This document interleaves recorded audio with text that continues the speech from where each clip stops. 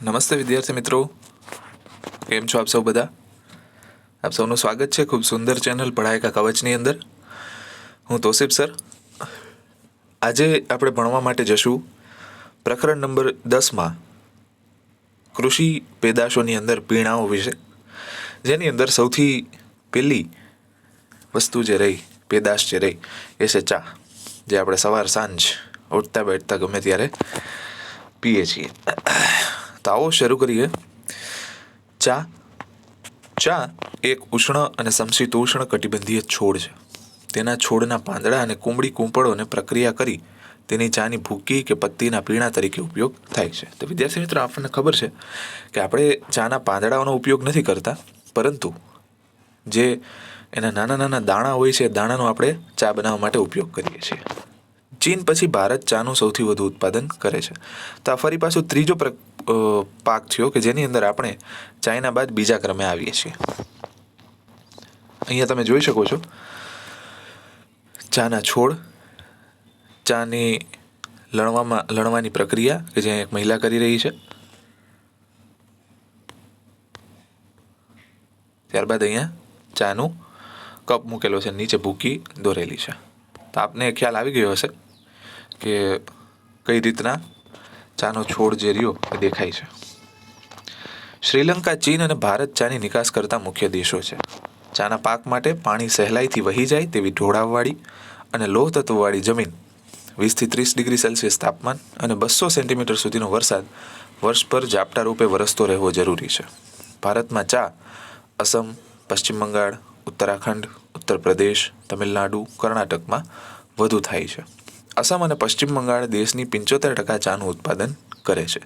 ચાના છોડ પરથી પત્તીઓને કુશળતાપૂર્વક ચૂંટવામાં આવે છે. તો વિદ્યાર્થી મિત્રો, ચાના પાકને અનુકૂળ જે જમીન કહેવાય, જમીન ઢોળાવવાળી હોવી જરૂરી છે. એટલે પાણી જે રહ્યું ત્યાંથી સહેલાઈથી વહી જાય અને સમગ્ર વર્ષ દરમિયાન ત્યાં વરસાદ ઝાપટા રૂપે, એટલે કે ખૂબ જ મુશળધાર પણ નહીં ને એકદમ ઓછો પણ નહીં, સમયાંતરે વરસાદ પડવો જરૂરી છે, જેથી કરીને એનું સરસ ઉત્પાદન થઈ શકે. અસમ અને પશ્ચિમ બંગાળ જે ચાના ગઢ કહેવાય, એમાં 75% ચાનું ઉત્પાદન થાય છે. ચાના છોડ પરથી પત્તીઓને કુશળતાપૂર્વક ચૂંટવામાં આવે છે. ખાસ કાળજી લેવી પડે છે ચાના પાકની લણતી વખતે. ત્યારબાદ છે કોફી. કોફીના પાકને પહાડી ઢોળા ઉપર સૂર્યનો સીધો તડકો ન પડે તે રીતે કોઈ મોટા વૃક્ષની છાયામાં ઉછેરવામાં આવે છે. એટલે કે કોફીનો વૃક્ષ જે રહ્યો એ પણ ઢોળાવ ઉપર ઉગતો એક પાક છે, પરંતુ સૂર્યનો સીધો તડકો તેને માફક આવતો નથી.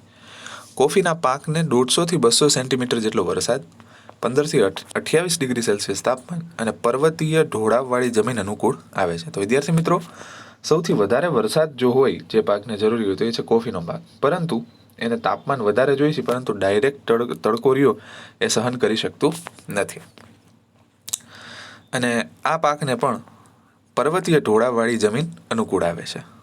ભારતમાં કર્ણાટક, કેરળ, તમિલનાડુમાં કોફી વધારે થાય છે. એટલે કે દક્ષિણ ભારતનો જે વિભાગ રહ્યો ત્યાં કોફી વધારે પડતી થાય છે.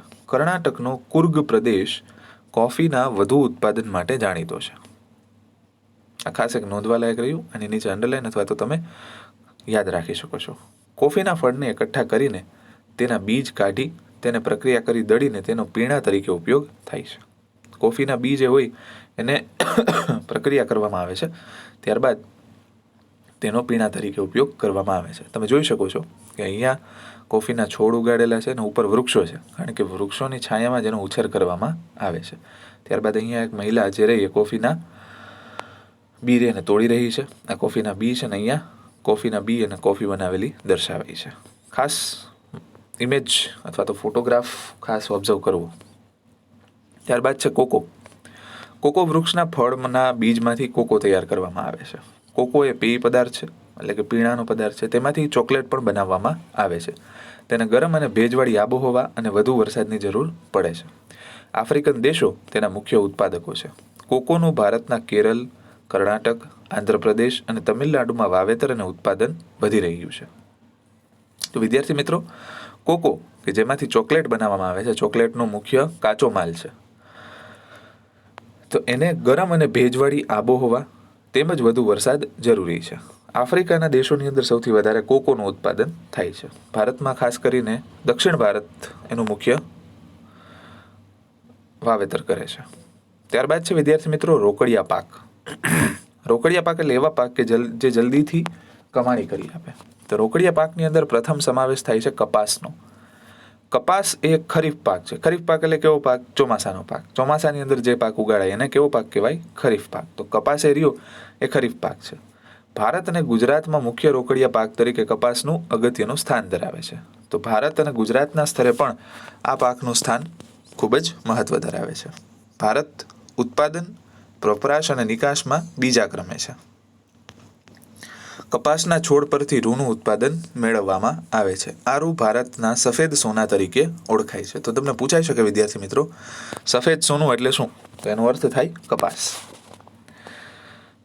આપણે જે રૂ મેળવીએ છીએ મુખ્યત્વે કપાસિયાના છોડવામાંથી જ મળે છે. આ ઉપરાંત કપાસિયાનું તેલ ખાદ્ય તેલ તરીકે અને કપાસિયાના ખોળ દૂધાળા પશુઓના દાણ તરીકે વપરાય છે. એટલે કે જ્યારે કપાસિયાને પીલવામાં આવે, કપાસિયાને પીલીને એમાંથી તેલ કાઢી લેવામાં આવે ત્યારબાદ એનો જે ઉપયોગ રહ્યો વધેલા તત્વોનો, એનો પશુઓના દાણ તરીકે ઉપયોગ કરવામાં આવે છે. કપાસને લાંબો સમય ભેજ સંગ્રહી શકે તેવી લાવાની કાળી અને ખનિજ દ્રવ્યોવાળી જમીન, ગરમ અને ભેજવાળી આબોહવા, 20 થી 35 ડિગ્રી સેલ્સિયસ તાપમાન અને 30 થી 70 સેન્ટીમીટર વરસાદ અનુકૂળ આવે છે. એટલે કે કપાસના પાકને અનુકૂળ આવતી જમીન જે રહી એ લાવાની કાળી જમીન, જે આપણે કાંપની જમીન કહીએ એ, ત્યારબાદ ગરમ અને ભેજવાળી આબોહવા તેમજ તાપમાન અને વરસાદ માફક સ્તરનો અનુકૂળ આવે છે. કપાસના પાકનો સમયગાળો 6 થી 8 માસનો હોય છે. એટલે કે 6 થી 8 માસ દરમિયાન તમે કપાસનો પાક વાવી અને એમાંથી ઉત્પાદન મેળવી શકો છો. હિમથી કપાસના પાકને નુકસાન થાય છે. એટલા માટે ચોમાસાની શરૂઆતમાં એની વાવણી કરી લેવામાં આવે છે અને શિયાળામાં જ્યારે શરૂ થવાની કન્ડિશનમાં હોય ત્યારે એ પાકને લણી લેવામાં આવે છે. ભારતમાં યાદ રાખવા જેવા 4 જ રાજ્યો, બધા નથી યાદ રાખવાની જરૂર. ગુજરાત, મહારાષ્ટ્ર, આંધ્રપ્રદેશ, હરિયાણા મુખ્ય ઉત્પાદક રાજ્યો છે. ગુજરાતમાં ખેડૂતોએ બીટી કપાસના બિયારણને અપનાવી લેતા વાવેતર વિસ્તાર, ઉત્પાદકતા, કુલ ઉત્પાદન અને ગુણવત્તામાં ગુજરાત રાજ્ય સમગ્ર દેશમાં પ્રથમ ક્રમે છે. બીટી કપાસ એ કપાસની એક જાત છે કે જેને ગુજરાતે વિકસાવેલી છે અને એના લીધે ભારતમાં ગુજરાત રાજ્ય રહ્યું એના ઉત્પાદનમાં પ્રથમ ક્રમે આવે છે. આપણે નીચે જે દર્શાવેલા જિલ્લાઓ રહ્યા તો લગભગ બધા જિલ્લા આવી ગયા. સુરેન્દ્રનગર, ભાવનગર, રાજકોટ, વડોદરા, અમદાવાદ, જામનગર, સાબરકાંઠા, મહેસાણા, બોટાદ, ભરૂચ, ખેડા, સુરત, પંચમહાલ, અમરેલી, પાટણ, જુનાગઢ વગેરે જિલ્લામાં કપાસનું ઉત્પાદન વધુ થાય છે. તો જિલ્લા જેટલા તમને મગજમાં આવે આમાં બધા જિલ્લાઓના નામ લઈ લીધેલા છે. 3 નગર યાદ રાખી લેવા: જામનગર, ભાવનગર, સુરેન્દ્રનગર. બરાબર. ત્યારબાદ આપણું રાજકોટ અને સુરત, આ 5 જિલ્લાઓ યાદ રાખી લેવા. અહીંયા વિદ્યાર્થી મિત્રો દર્શાવેલું છે કે ગુલાબી કલર જે દર્શાવેલો રહ્યો અહીંયા એ કપાસનો પાક દર્શાવે છે, જે મુખ્યત્વે ગુજરાતના મુખ્ય વિસ્તારો તેમજ દક્ષિણ ભારતના મહારાષ્ટ્ર અને કર્ણાટકની અંદર સૌથી વધારે થાય છે. ત્યારબાદ છે શેરડી. શેરડી ભારતનો એક મુખ્ય પાક છે. વિશ્વમાં વાવેતરની દ્રષ્ટિએ શેરડીનું સૌથી વધુ વાવેતર ભારતમાં થાય છે. શેરડી એટલે કે જેમાંથી આપણે ગોળ બનાવીએ છીએ. બરાબર. ઉત્પાદનમાં બ્રાઝિલ પછી ભારતનો બીજો ક્રમ છે. એટલે કે ભારત બીજા ક્રમે છે, બ્રાઝિલ જે રહ્યું એ પહેલા ક્રમે છે. શેરડીમાંથી ખાંડ, ગોળ, ખાંડસરી અને ઇથેનોલ બને છે. ઇથેનોલ એટલે એક પ્રકારનું આલ્કોહોલ. બરાબર. ખાંડસરી એટલે સાકર જેને આપણે કહીએ. શેરડીના પાક માટે મુખ્યત્વે લાવાયિક નદીઓના કાળી કાંપની ફળદ્રુપ જમીન, ગરમ અને ભેજવાળી આબોહવા, 21 થી 27 ડિગ્રી સેલ્સિયસ તાપમાન અને 75 થી 100 સેન્ટીમીટર જેટલો વરસાદ જરૂરી છે. ઓછા વિસ્તારોમાં સિંચાઈથી પણ આ પાક લઈ શકાય છે. તો તમે જોઈ શકો છો વિદ્યાર્થી મિત્રો, અહીંયા એક બાજુ જે પાક દર્શાવેલો રહ્યો એ પાક શેરડીનો પાક છે, નીચેનો પાક શણનો છે. ચલો આવો જોઈએ. ભારતમાં ઉત્તર પ્રદેશ, મહારાષ્ટ્ર, ગુજરાત વગેરે શેરડી પકવતા મુખ્ય રાજ્યો છે. શેરડીના વાવેતરમાં ઉત્તર પ્રદેશ મોખરે છે, પરંતુ ખાંડ ઉત્પાદનમાં મહારાષ્ટ્ર પ્રથમ ક્રમે છે. ગુજરાતમાં દક્ષિણ ગુજરાત અને સૌરાષ્ટ્રમાં શેરડી વધુ થાય છે. શેરડીમાંથી મુખ્યત્વે ગોળ અને ખાંડ બનાવવાનો ઉદ્યોગ વધારે પડતો પ્રચલિત છે. એટલા માટે મહારાષ્ટ્ર જે રહ્યું એ ખાંડમાં ઉત્પાદનમાં પ્રથમ ક્રમે છે. ત્યારબાદ છે વિદ્યાર્થી મિત્રો શણ. શણના ઉત્પાદનમાં ભારત હાલમાં પ્રથમ ક્રમે છે. છણિયા આપણે કહીએ ને, છણિયા કોથરા જે ઘઉં જેની અંદર ભરવામાં આવે છે એને કહેવાય શણ. શણના રેસાને ગોલ્ડન ફાઇબર કહે છે. તો જેમ સફેદ સોનું એમાં ગોલ્ડન ફાઇબર શણનું રેશું. શણમાંથી કંતાન, કોથળા, સાદડી, દોરડા, થેલીઓ, પગરખા, હસ્તકલા કારીગરીના નમૂના વગેરે બને છે. શણ ઉદ્યોગમાં ભારતની બાંગ્લાદેશના સસ્તા શ્રમ સાથે હરીફાઈ છે. શણના પાકને નદીઓના મુખ ત્રિકોણ પ્રદેશની જ્યાં દર વર્ષે નવો કાપ પથરાતો હોય તેવી ફળદ્રુપ જમીન, ગરમ અને ભેજવાળી આબોહવા, 30 થી 40 ડિગ્રી સેલ્સિયસ તાપમાન અને 100 સેન્ટીમીટર કરતાં વધારે વરસાદ જરૂરી છે. તો વિદ્યાર્થી મિત્રો, અહીંયા તમે જોઈ શકો છો કે શણમાંથી બનતી વસ્તુઓ, શણના દોરડા છે, એના કેરી બેગ છે, ચંપલ છે, સાદડીઓ છે અથવા તો ફાઇલ પોકેટ છે, ત્યારબાદ કોથળાઓ છે, આ વગેરે વસ્તુઓ એમાંથી બનાવવામાં આવે છે. ભારતમાં પશ્ચિમ બંગાળમાં ગંગાના મુખ ત્રિકોણનો પ્રદેશ, અસમ, બિહાર, ઓડિશા અને ઉત્તર પ્રદેશમાં શણનું ઉત્પાદન વધારે થાય છે. પશ્ચિમ બંગાળની અંદર સૌથી વધારે પડતું શણનું ઉત્પાદન થાય છે. એનું કારણ એ છે કે ત્યાં નદીઓના મુખ ત્રિકોણ પ્રદેશ વધારે પડતા છે. ગંગા જે રહી એ ત્યાં સમુદ્રમાં પડે છે પશ્ચિમ બંગાળની અંદર. ત્યારબાદ છે વિદ્યાર્થી મિત્રો તંબાકુ. તંબાકુ એ ખરીફ પાક છે. ખરીફ પાક એટલે ચોમાસાની અંદર લેવામાં આવતો પાક. તમાકુના પાક માટે રેતાળ ગોરાળું જમીન, 20 ડિગ્રી સેલ્સિયસ જેટલું તાપમાન, 100 સેન્ટીમીટર જેટલો વરસાદ વધુ માફક આવે છે. તમાકુના પાક માટે આબોહવા કરતાં જમીન વધુ નિર્ણાયક પરિબળ છે.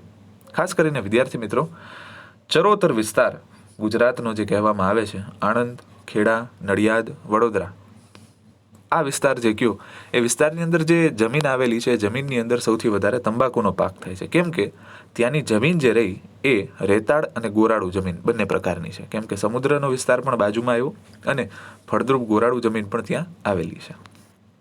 એટલા માટે તમાકુના પાકમાં ત્યાં સૌથી વધારે પડતું ઉત્પાદન થાય છે. ચીન, બ્રાઝિલ, ભારત, અમેરિકા વિશ્વના તમાકુ ઉગાડતા અને નિકાસ કરનારા મુખ્ય 4 દેશો છે. ભારતમાં ગુજરાત, આંધ્રપ્રદેશ, ઉત્તર પ્રદેશ અને કર્ણાટક તમાકુ પકવતા મુખ્ય રાજ્યો છે. ગુજરાતમાં ખેડા, આણંદ જિલ્લામાં ચરોતરના પ્રદેશ ઉપરાંત મહેસાણા, વડોદરા, પંચમહાલમાં વધુ વાવેતર થાય છે. તો જેમ મેં કીધું એમ વિદ્યાર્થી મિત્રો તમને કે ગુજરાતમાં ખેડા, આણંદ જિલ્લો ચરોતરનો પ્રદેશ જે કહેવાય, એ ઉપરાંત મહેસાણા, વડોદરા અને પંચમહાલની અંદર આ પ્રકારના તંબાકુનું વાવેતર થાય છે. ભારતમાં કુલ બીડી તમાકુ ઉત્પાદનના 80% ગુજરાતમાં થાય છે. એટલે કહી દો કે મોટા ભાગનું ઉત્પાદન તમાકુનું ગુજરાતમાં થાય છે. તમાકુનો ઉપયોગ ગુટખા, બીડી, સિગારેટ, છીંકણી વગેરે બનાવવામાં થાય છે. આ બધા વિશે સમજાવવાની જરૂર નથી, તમે જોતા જોઉં છો પાનની દુકાને. તમાકુનું સેવન આરોગ્ય માટે હાનિકારક છે. તમાકુ ગુટખા પર પ્રતિબંધ મૂકનાર આ ખાસ નોંધવા જેવું રહ્યું અને પરીક્ષામાં પણ અગત્યનું સિક્કિમ પ્રથમ રાજ્ય છે કે જેણે તમાકુ ગુટખા ઉપર પ્રતિબંધ મૂક્યો છે. ત્યારબાદ છે વિદ્યાર્થી મિત્રો રબર. લેટેક્સ કુળના રબરના વૃક્ષમાંથી ઝરતા દૂધમાંથી રબર તૈયાર થાય છે. તો આપણને ખ્યાલ છે વિદ્યાર્થી મિત્રો, આપણે અમુક વખતે ટીવીની અંદર જોયેલું છે કે જે રબરના ઝાડ હોય છે એ રબરના ઝાડની અંદર આગળ આવી ડોલ પ્રકારની વસ્તુ બાંધેલી હોય છે, બરાબર, અને એમાંથી સફેદ કલરનું જે દૂધ જેવું પ્રવાહી હોય એ પડતું હોય છે. એ મુખ્યત્વે કાચો માલ છે રબર બનાવવા માટેનો, બરાબર. જે વૃક્ષ રહ્યું એ લેટેક્સ કુળનું રબરનું વૃક્ષ હોય છે કે જેમાંથી રબર તૈયાર થાય છે. રબરના બગીચામાંથી એકત્ર કરેલ દૂધમાં એસિટિક એસિડ મેળવીને ધીમા તાપે ગરમ કરીને રબર બનાવાય છે, જેનો ઉપયોગ ટાયર ટ્યુબ જેવી અનેક ઔદ્યોગિક પેદાશોમાં થાય છે. એટલે કે દૂધમાં એસિટિક એસિડ મેળવી ને ગરમ કરતા એમાંથી રબરનું નિર્માણ થાય છે. હવે જોઈએ એની હવામાનની પરિસ્થિતિઓ વિશે. ગરમ અને ભેજવાળી આબોહવા, વધુ વરસાદવાળા વિસ્તારોમાં રબરની બાગાયતી ખેતી કરવામાં આવે છે. વિશ્વમાં રબર ઉત્પાદનમાં મલેશિયા પ્રથમ ક્રમે છે. ભારતનો મુખ્ય ઉત્પાદક દેશોમાં સમાવેશ થાય છે. ભારતમાં કેરળ, તમિલનાડુ, કર્ણાટક, અસમ અને ત્રિપુરા રબરનું ઉત્પાદન કરતા મુખ્ય રાજ્યો છે. ત્યારબાદ વિદ્યાર્થી મિત્રો આપણે જોઈએ ઔષધીય અને મસાલા પાક. જીરું, વરિયાળી, ઈસબગુલના ઉત્પાદનમાં વિશ્વમાં ગુજરાત પ્રથમ સ્થાને છે. કેમ કે આપણે અહીંયા ઉત્તર ગુજરાતની અંદર જીરું અને વરિયાળી તેમજ ઈસબગુલનું ઉત્પાદન સૌથી વધારે થાય છે. આ ઉપરાંત ધાણા, મેથી, રાઈ, સુવા, અજમાના ઉત્પાદન અને નિકાસમાં ભારત મોખરે છે. વિશ્વના કુલ મસાલા ઉત્પાદનમાં ભારતનો હિસ્સો લગભગ 35% જેટલો છે. ભારતના કાળા મરી, તજ, લવિંગ વગેરેની માંગ દેશ વિદેશમાં ખૂબ જ છે અને એટલા માટે જ વિદ્યાર્થી મિત્રો પુરાતન સમયમાં જે વિદેશમાંથી પ્રજા આકર્ષાઈ એ આપણા મરી મસાલાઓના વેપારને લઈને જ આકર્ષાઈ હતી.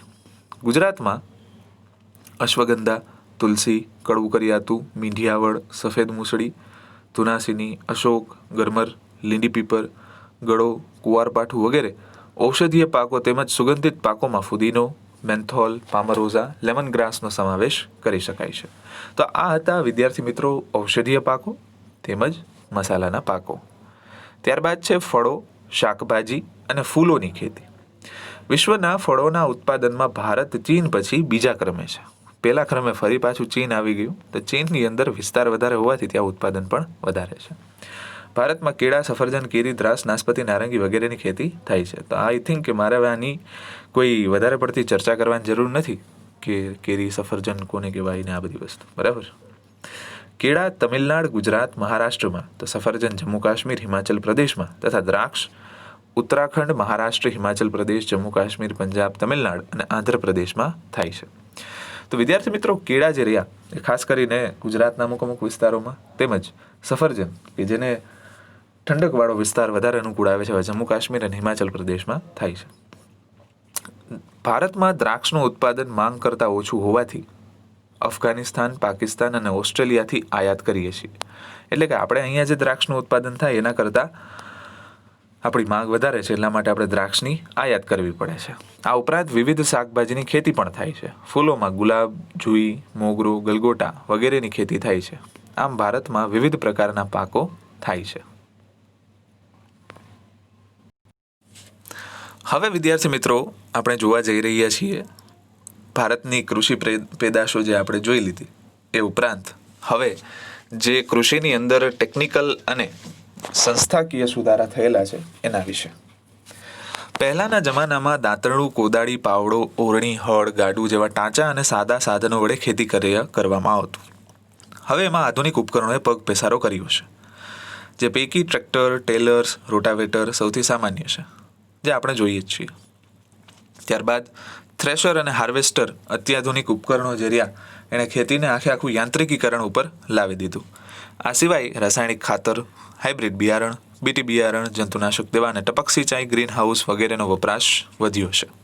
તો વિદ્યાર્થી મિત્રો આપણે પણ જોઈએ છીએ કે ખેતીની અંદર દર વર્ષે નવા સુધારાઓ આવતા જાય છે. એ પછી ટપક સિંચાઈ પદ્ધતિ હોય, ફુવારા સિંચાઈ પદ્ધતિ હોય, નવા સુધારેલા બિયારણો હોય કે ગ્રીન હાઉસમાં કરવામાં આવતી ખેતી હોય કે પછી અહીંયા પણ આપણે જે ડ્રાય ફ્રૂટ્સ કયો કે કાજુ, બદામ જેવા પાકો પણ અહીંયા લેવાય છે અમુક વખતે સફરજન પણ અમુક ખેડૂતો ઉગાડી શકે છે. તો આ બધા સુધારાઓ રહ્યા એને કઈ ગણતરીમાં આપણે લઈ શકીએ એ વિશે આપણે જોવાનું છે અને શેના કારણે આ સુધારાઓ આવી શક્યા છે. તો આવો ચલો જોઈએ. સૌથી પહેલા આવેલા છે ટેકનિકલ સુધારા. ભારતમાં ખેતી ક્ષેત્રે બિયારણ, ખાતર અને ખેત સાધનોમાં આવેલા પરિવર્તનને ટેકનિકલ સુધારા તરીકે ઓળખાય છે. સિંચાઈ માટે ખેડૂત પહેલા કોસ અને રેંટનો ઉપયોગ કરતો. આજે સબમર્સિબલ કે મોનોબ્લોક પંપ, સોલાર પંપ, ટપક સિંચાઈ પદ્ધતિ અને ફુવારા પદ્ધતિનો ઉપયોગ કરતો થયો છે. એટલે કે આપણે પહેલા કોસ અને રેટ કે જે એક ખેતરને સિંચાઈ કરવી હોય તો 15-20 દિવસે થઈ રહી, જ્યારે અત્યારે તો ટપક સિંચાઈ અને ફુવારા પદ્ધતિથી ખેડૂત ખાલી સ્વિચ ચાલુ કરે અને ફુવારા પદ્ધતિ અને ટપક સિંચાઈ પદ્ધતિ ચાલુ થઈ જાય. આટલો ફેરફાર રહે છે. રાસાયણિક ખાતરો DAP, NPK, યુરિયા તેમજ જૈવિક ખાતરો, પ્રવાહી જૈવિક ખાતરો અને બિયારણો વગેરેનો ઉપયોગ થાય છે. તો ખાસ આ નોંધવું રહ્યું ડાયમોનિયા ફોસ્ફેટ DAP અને નાઇટ્રોજન ફોસ્ફરસ પોટાશ આ પ્રકારના રાસાયણિક ખાતરનો ઉપયોગ વધ્યો છે. તેમજ ખેતના પાક સંરક્ષણ માટે જંતુનાશક દવા અને જૈવિક નિયંત્રકનો ઉપયોગ કરતો થયો છે. તેમજ સરકારના પ્રયાસો સ્વરૂપે ખેડૂતોને રેડિયો, ટીવી વર્તમાનપત્રો, DD કિસાન ચેનલ, મોબાઈલ પર કિસાન SMS, ટોલ ફ્રી નંબર કિસાન કોલ સેન્ટર શરૂ કરવામાં આવ્યું છે. ખેડૂતનું વેબ પોર્ટલ, આઈ ખેડૂત તથા એગ્રી માર્કેટ જેવી મોબાઈલ એપ દ્વારા સતત માહિતી, નવી તકનીકો અને માર્ગદર્શન પૂરું પડાય છે. તો આ હતા સરકારના પ્રયાસ. ત્યારબાદ છે ગ્રામ્ય વિસ્તારોમાં કૃષિ સંશોધનો અને નવી તકનીકોનો પ્રચાર પ્રસાર ગ્રામ સેવકો દ્વારા ખેડૂતો સુધી પહોંચાડાય છે. સરકારે દરેક જિલ્લા મથકે ખેડૂત તાલીમ કેન્દ્રની સ્થાપના કરી છે, જેમાં ખેડૂતોને પ્રશિક્ષિત કરાય છે. ગુજરાતમાં કૃષિ મેળાઓ દ્વારા ખેડૂતોને અદ્યતન માહિતી અને માર્ગદર્શન અપાય છે. ત્યારબાદ દરેક રાજ્યમાં કૃષિ યુનિવર્સિટીની સ્થાપના કરવામાં આવી છે. ગુજરાતની અંદર મુખ્યત્વે 4 સ્થળોએ કૃષિ યુનિવર્સિટી આવેલી છે: દાંતીવાડા, જુનાગઢ, આણંદ અને નવસારી. તેઓ ખેતી ક્ષેત્રે નવા સંશોધનો કરે છે અને કૃષિવિદો તૈયાર કરે છે કે જે ખેડૂતોને સલાહ આપવામાં, નવી જાત વિકસાવવામાં, જમીનને આધારે પાકની તપાસણી તેમજ એનું પસંદગી કરવા મદદરૂપ થાય છે. આ ઉપરાંત કૃષિ ક્ષેત્રે સંશોધન કરતી ICAR, Indian council of agriculture research and DARE, department of agriculture research and education વગેરે સંસ્થાઓ રાષ્ટ્રીય કક્ષાએ કાર્યરત છે. એટલે કે વિદ્યાર્થી મિત્રો, રાષ્ટ્રીય કક્ષાએ આ પ્રકારની સંસ્થાઓ જે રહી એ ખેડૂતોના વિકાસ તેમજ સંશોધનો ઉપર કામ કરે છે. ત્યારબાદ છે સંસ્થાકીય સુધારાઓ. ભારતમાં જમીન માલિકી, ખેત ધિરાણ અને ખેત પેદાશના વેચાણ અંગે થયેલ સુધારા સંસ્થાગત સુધારા ગણાય છે. ચલો આવો જોઈએ. સરકારે જમીનદારી પ્રથા નાબૂદ કરી ખેડૂતોનું શોષણ અટકાવ્યું છે. ખેડે તેની જમીનના કાયદા દ્વારા ખેડનારને જમીન માલિકીનો સાચો હક આપ્યો છે. એટલે કે જે વ્યક્તિ જમીન ખેડતો હોય એની જમીન, એમાં કોઈ જમીનદારો હશે નહીં. જમીન ટોચ મર્યાદાના કાયદા દ્વારા જમીન માલિકીની અસમાનતા દૂર કરેલ છે. થર્ડ, કિસાન ક્રેડિટ કાર્ડ દ્વારા અને રાષ્ટ્રીયકૃત તેમજ સહકારી બેંકો દ્વારા ખેડૂતોને આર્થિક મદદ માટે કૃષિ ધિરાણ આપવામાં આવે છે. એટલે કે જે ખેડૂતોને આર્થિક મદદ જોતી હોય એના માટે લોન, એને કહેવાય કૃષિ ધિરાણ. આ વસ્તુ આપવામાં આવે છે. ત્યારબાદ સરકાર બિયારણ અને ખાતરો તથા જંતુનાશક દવાઓ ખરીદવા માટે સબસિડી અને આર્થિક મદદ કરે છે. જેમ તમે વિદ્યાર્થી મિત્રો અત્યારે જોઈ રહ્યા છો કે અતિવૃષ્ટિ જ્યારે થાય ત્યારે સરકાર જે રહી એ ખેડૂતોને અમુક કેશડોલ્સ સ્વરૂપે આર્થિક મદદ કરતી હોય છે. પ્રધાનમંત્રી પાક વીમા યોજના દ્વારા ખેડૂતોને ખેતી પાકોનું વીમાકીય રક્ષણ પૂરું પાડવામાં આવે છે. ત્યારબાદ દુષ્કાળ કે વધુ વરસાદને કારણે પાક નિષ્ફળ જાય ત્યારે સરકાર દ્વારા ખેડૂતને આર્થિક સહાય કરવામાં આવે છે. માર્કેટ યાર્ડમાં ખેત પેદાશોના વેચાણમાં કાયદાકીય જોગવાઈ કરી ખુલ્લી હરાજીની પ્રક્રિયા વ્યાપક બનાવી છે. ખેડૂતોના ખેત પેદાશોના પોષણક્ષમ ભાવ મળી રહે તે માટે સહકારી મંડળી, સહકારી ધોરણે ગોદામો, શીતગૃહો, પરિવહન અને સંદેશા વ્યવહારની સુવિધા પૂરી પાડી છે. ખેડૂતો પાસેથી ખેત પેદાશોની સરકારે નક્કી કરેલ પોષણક્ષમ ટેકાના ભાવે ખરીદી કરવા માટે નીચેની સંસ્થાઓ કાર્યરત છે. તો વિદ્યાર્થી મિત્રો, અહીંયા સુધી આપણે જોયું કે સરકાર કઈ રીતના મદદ કરે છે. ત્યારબાદ સરકારે ખેડૂતોના વિકાસ માટે કયા કયા પગલાઓ હાથ ધરેલ છે. પછી માર્કેટિંગ યાર્ડમાંથી વેચાણમાં ખુલ્લામાં હરાજીની પ્રક્રિયા હોય કે જેમાં પારદર્શક પ્રક્રિયા થઈ રહે. ત્યારબાદ દુષ્કાળની અંદર જે ખેડૂતોને વળતર મળવું જોઈએ એ માટેની પ્રક્રિયા હોય કે પછી પ્રધાનમંત્રીની પાક વીમા યોજના હોય. બધા પગલાં એવા છે કે જેમાંથી ખેડૂતોનો વિકાસ મુખ્ય કેન્દ્ર સ્થાને છે અને એના વિકાસ માટેના આ પગલાઓ છે. હવે જોઈએ આ સંસ્થાઓ વિશે. ટેકાના ભાવે પાક ખરીદવા માટે સૌથી પહેલાં છે ભારતીય રાષ્ટ્રીય કૃષિ સહકારી વિપણન સંઘ, એટલે કે national agriculture cooperative marketing federation, NAFED જેને કહેવાય, એ એક ટેકાના ભાવે ખરીદી કરે છે. ત્યારબાદ ગુજરાત તેલીબિયા ઉત્પાદક સંઘ, એટલે કે ગુજરાત કોઓપરેટિવ ઓઇલસીડ્સ ગ્રોઅર ફેડરેશન, ગ્રોફેડ જેને કહેવાય, કે જે મગફળી, તલ, સરસવ, કપાસ આ બધાય તેલીબિયાનો ઉત્પાદન કરે છે. એના સંઘ સાથે સંકળાયેલું છે. ત્યારબાદ છે રાષ્ટ્રીય ડેરી વિકાસ નિગમ, national dairy development board, NDDB, એ પોષણક્ષમ ભાવે ખરીદી કરે છે. બરાબર. ત્યારબાદ છે વિદ્યાર્થી મિત્રો હરિયાળી ક્રાંતિ.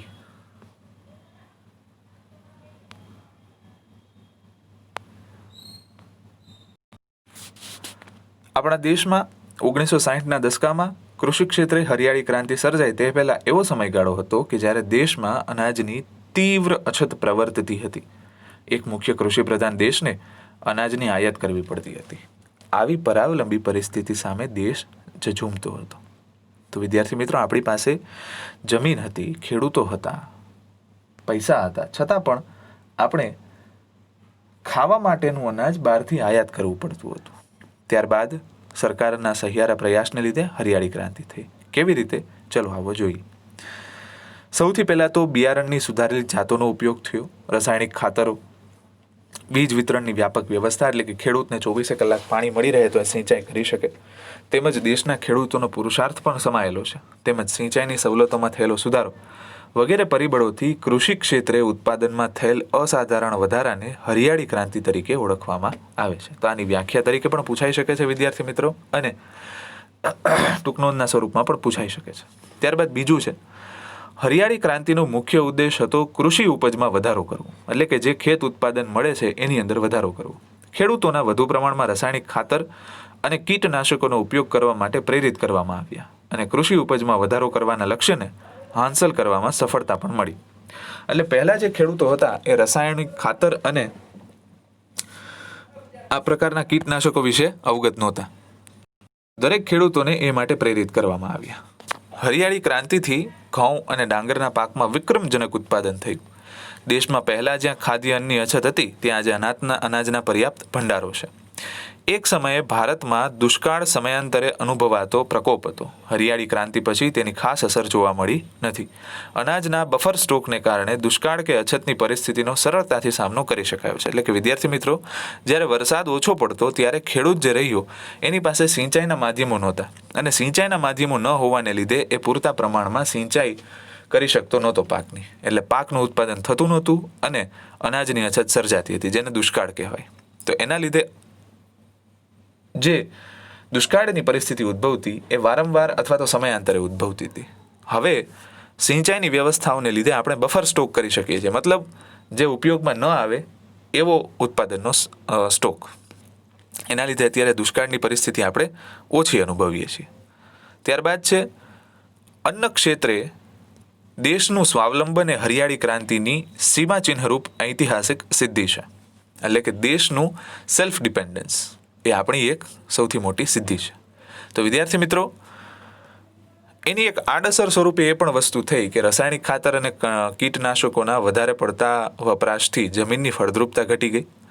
રોકડિયા પાક વધારે વધતા કઠોળ અને ધાન્ય પાકોનું વાવેતર ઉત્પાદન ઘટી ગયું. તેમજ વિશ્વના દેશોએ કૃષિ ક્ષેત્રે ઉન્નત ટેકનોલોજીનો ઉપયોગ કરીને જે પ્રગતિ સાધી છે ત્યાં સુધી પહોંચવામાં આપણે બીજી હરિયાળી ક્રાંતિ માટે સજ્જ થવું પડશે. તો આ હતી હરિયાળી ક્રાંતિ વિશેની વિગતો. હવે આપણે જોઈએ ભારતીય અર્થકારણમાં કૃષિનું યોગદાન, યાની કે ભારતની જે આખી અર્થવ્યવસ્થા ચાલે છે એમાં કૃષિ શું યોગદાન આપે છે. તો સૌથી પહેલા તે દેશનો લગભગ અડધો લોકોને રોજગારી પૂરી પાડે છે. એટલે કે દેશના જે કુલ લોકો લે એમાંથી અડધા લોકો ખેતીના વ્યવસાય સાથે સંકળાયેલા છે. કૃષિ ક્ષેત્રે દેશના ઘરેલું પેદાશનો લગભગ GDP 17% હિસ્સો ધરાવે છે. એટલે કે 17%, 100 રૂપિયા કમાઈને આખો દેશ આપતો હોય તેમાંથી 17 રૂપિયા કૃષિ આપે છે. ભારતની મહત્વની કૃષિ પેદાશો ચોખા, ઘઉં, તેલીબિયા, કપાસ, શણ, ચા, શેરડી, તમાકુ, બટાટા વગેરે છે, અને તેની નિકાસમાંથી વિદેશી ઊંડિયામણ પ્રાપ્ત થાય છે. ખેત પેદાશના ઉત્પાદનમાં વિશ્વભરમાં ભારત બીજા સ્થાને છે. એટલે આ જે રહ્યું એ સૌથી અગત્યનું પરિબળ છે કે ભારત જે રહ્યું ખેત ઉત્પાદનને લીધે મુખ્ય આવક રડે છે. સુતરાઉ કાપડ, ખાંડ, કાગળ, તેલ વગેરે ઉદ્યોગો તથા ખાદ્ય સામગ્રીને લગતા પ્રસંસ્કરણ ઉદ્યોગ માટે કાચો માલ પણ ખેતીમાંથી જ ઉપલબ્ધ બને છે. એટલે કે જે આ ઉદ્યોગોમાંથી આપણને કમાણી થાય છે એ ઉદ્યોગોનો કાચો માલ ખેતીમાંથી જ આવે છે. તેમજ કૃષિ જે રહ્યું એ સૌથી મહત્વનું, બીજું કાંઈ કરે કે ન કરે પરંતુ ભારતના લોકોને અનાજ પૂરતા પ્રમાણમાં આપે છે. ત્યારબાદ છે અનાજ સંરક્ષણ. અનાજ સંરક્ષણ આજે કોઈ પણ દેશ માટે અન્ન સુરક્ષા જરૂરી છે. મતલબ કે પોતાના દેશના લોકોને પૂરતું અનાજ મળી રહે એ માટેની વ્યવસ્થા કરવી. જો અનાજની માંગ વધતી જતી હોય અને અનાજની મોટા પાયે આયાત કરવી પડતી હોય તો તે દેશ માટે તેની રાજકીય સ્વતંત્રતા જોખમમાં મુકાઈ શકે છે. મતલબ જે માણસોને ખાવાની વસ્તુ રહી, અનાજ જે રહ્યું એ જ પૂરતા પ્રમાણમાં ન ઉપલબ્ધ હોય તો દેશ કઈ રીતના આગળ વધી શકે. હરિયાળી ક્રાંતિને લીધે આપણે અનાજ ઉત્પાદનમાં સ્વાવલંબી બન્યા છીએ. આ એક ફાયદાકારક બાબત છે. અનાજ ઉત્પાદનના વધારા સાથે દેશની વસ્તીમાં પણ વધારો થયો છે. 1951માં દેશની વસ્તી આશરે 36 કરોડ 10 લાખની હતી, જે આજે વધીને 125 કરોડથી વધુ છે. તેથી અનાજની માંગ પણ વધી છે. તો જેમ માણસો વધે એમ આપણને ખ્યાલ છે કે એની માંગમાં પણ, અનાજની માંગમાં પણ વધારો થવાનો છે. 1950-51માં ભારતમાં 51 કરોડ ટન અનાજ ઉત્પાદન થયું હતું, જે વધીને 2013-14માં વિક્રમજનક 265 કરોડ ટન થયું છે. આજે આપણી પાસે એટલું અનાજ છે કે દેશની ન્યૂનતમ જરૂરિયાત પૂરી કરી શકાય. આ ભંડાર ટકાવી રાખવો અને તેમાં વધારો કરવો આવશ્યક છે. અનાજનો બફર સ્ટોક ઊભો કરીને દુષ્કાળ કે ઓછા અનાજ ઉત્પાદન સમયે અનાજની તંગી અટકાવી શકાય છે. અનાજના ગોદામોમાં રહેલ અનાજને સાચવવાની વૈજ્ઞાનિક પદ્ધતિઓ અપનાવીને અનાજનો બગાડ થતો અટકાવી શકાય છે. આ અનાજ હજારો ગરીબ પરિવારોને વિનામૂલ્યે આપીને ભૂખ મિટાવી શકાય છે. અનાજનો બગાડ અટકાવવો એ સમયની તાતી જરૂરિયાત છે. અનાજના સંગ્રહણ અને પ્રબંધનની વ્યવસ્થા સુદૃઢ કરવી અત્યંત આવશ્યક છે. સરકારે ખાદ્ય સુરક્ષા કાયદા દ્વારા ગરીબો સુધી અનાજ વિતરણ કરવાની જોગવાઈ કરીને એક સારી શરૂઆત કરી છે. તો વિદ્યાર્થી મિત્રો, જે અનાજ આપણે પહેલાં આયાત કરતા હતા એ હવે આપણે નિકાસ કરવાની પરિસ્થિતિ ઉપર છીએ.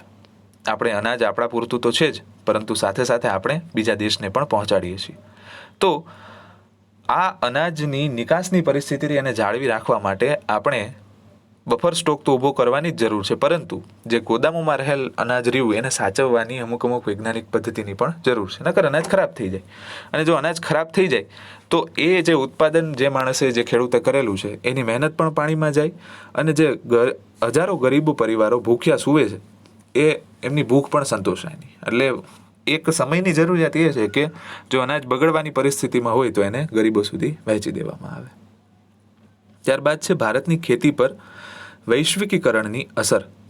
ભારતનો ખેડૂત તેની ખેત પેદાશને વૈશ્વિક બજારમાં વેચીને નફો મેળવી શકે એવા ઉદ્દેશથી ખેતી ક્ષેત્રે વૈશ્વિકીકરણની નીતિ અમલમાં મુકાઈ છે. વૈશ્વિકીકરણને લીધે ખેતી ક્ષેત્રે કેટલાક પરિવર્તનો આવ્યા છે. ખેતી પાકોને નિકાસ કે આયાત કરવા માટેની પ્રક્રિયા સરળ કરાઈ છે. મતલબ અહીંથી જે આપણે પાકો આયાત કરીએ છીએ અને અહીંથી જેની નિકાસ કરીએ છીએ એના માટેની પ્રક્રિયા સરળ બનાવી છે, જેથી કરીને ખેડૂતને મહત્તમ ફાયદો મળી શકે. ગુજરાતમાંથી કપાસ, મરચાં, તલ ચીનના બજારમાં અને વિશ્વના વિવિધ ફળો ભારતના બજારમાં મળતા થયા છે. It all thanks to globalisation, એટલે કે વૈશ્વિકીકરણને આભારી છે. વૈશ્વિકીકરણથી ભારતમાં બહુરાષ્ટ્રીય કંપનીઓ દ્વારા વેચવામાં આવતા મોંઘા ભાવના જીનેટિકલી મોડિફાઈડ બીટી બિયારણો આવ્યા. એટલે કે બહારની કંપની જે સારા બિયારણો બનાવતી જેનાથી આપણે અવગત નહોતા, એ બિયારણો ભારતની અંદર મળતા થયા. એને લીધે ખેતી ખર્ચાળ બની છે. જોકે કપાસ અને મકાઈમાં તેનાથી ઉત્પાદનમાં વધારો પણ થયો છે. ચોખ્ખી વસ્તુ છે કે વસ્તુ મોંઘી હોય પણ સારી હોવાની, અને એના લીધે ઉત્પાદન પણ વધવાનું. આયાત સરળ થતાં ઘર આંગણે આપણા કૃષિ ઉત્પાદનોને સ્પર્ધાનો સામનો કરવો પડે છે. બરાબર. હવે આયાત જો આપણે વધારે કરીએ કોઈ પણ વસ્તુની, એટલે કે બહારથી માલ મગાવીએ, તો ઘરમાં જે વસ્તુ આપણે ઉગાડતા હોય એને તો સ્પર્ધા જ કરવાની રહી. કેટલાક ઉત્પાદનોને વૈશ્વિક બજાર પ્રાપ્ત થતાં તેમના પેટન્ટ રજિસ્ટ્રેશનની જરૂરત ઊભી થઈ છે. વિશ્વના બજારમાં આપણી ગુણવત્તાસભર કૃષિ પેદાશની પેટન્ટ દેશના નામે નોંધાવવી જરૂરી છે. મતલબ કે અહીંથી કોઈ આપણી ફળની પેદાશ હોય, જેમ કે કેરી છે, સફરજન છે, કે પછી અહીંથી જતા મરી મસાલાઓ છે, તો એ બધાની પેટન્ટ નોંધાવવી જરૂરી છે. નકર બીજા દેશો એની કોપી કરીને એ પાક ઉગાડવા માંડે. ભારતે કૃષિ ક્ષેત્રે વૈશ્વિક બજારોમાં થતી સ્પર્ધાનો સામનો કરવા નવી ટેકનોલોજી અપનાવી ગુણવત્તા પર ધ્યાન કેન્દ્રિત કરવું પડશે. કૃષિ ક્ષેત્રે જોડાયેલા લોકોની આર્થિક ઉન્નતિ અને સદ્ધરતા વધારવા આયોજનબદ્ધ પગલાં ભરવા પડશે. વધતી જતી વસ્તી અને ભવિષ્યમાં વધનાર કૃષિ પેદાશોની માંગ સાથે આર્થિક પ્રગતિની વિકાસકૂચ જાળવી રાખવા બીજી હરિયાળી ક્રાંતિ માટે નક્કર વ્યૂહરચના ગોઠવવી જરૂરી છે. તો આ આખો ફકરો જે રહ્યો વિદ્યાર્થી મિત્રો એમ કહેવા માંગે છે કે ભારત મુખ્યત્વે આર્થિક રીતે ખેતી ઉપર નિર્ભર છે. તો ખેતીને આગળ વધારવા માટે ખેતી સાથે જોડાયેલા જે ખેડૂતો રહ્યા એમની ઉન્નતિ, એમની સદ્ધરતા વધારવા પગલાં લેવા પડશે, નવી ટેકનોલોજીઓને અપનાવવી પડશે, તેમજ વધતી કૃષિ પેદાશોની માંગ સાથે આપણે આર્થિક પ્રગતિની કૂચ પણ આગળ જાળવી રાખવી હશે તો બીજી હરિયાળી ક્રાંતિ લાવવી પડશે. તો વિદ્યાર્થી મિત્રો, અહીંયા આપણું પ્રકરણ પૂરું થાય છે. મને આશા છે કે તમને સમજાયું હશે અને મજા પણ આવી હશે. હવે બીજા લેક્ચરમાં આપણે નવું પ્રકરણ શરૂ કરીશું. આભાર.